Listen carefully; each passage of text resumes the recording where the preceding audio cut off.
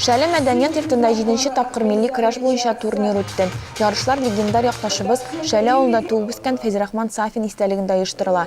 Ул сугыш һәм хезмәт ветераны, Ленин 2 тапкыр Кызыл хезмәт байрагы ордены иясе.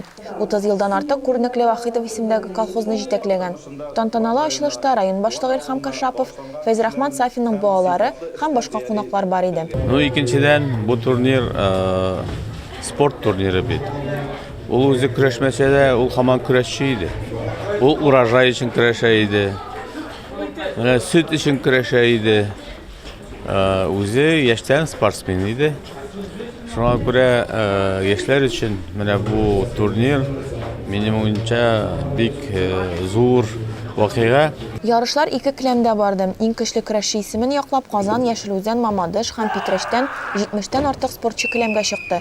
Нәтиҗәдә гомуми команда зачетында егетләр арасында беренче урынны Шәле командасы, ирләр арасында Акбарс Питрәч командасы яулады. Первое место, дорогие друзья, общество с ограниченной ответственностью Акбарс Пестрецы.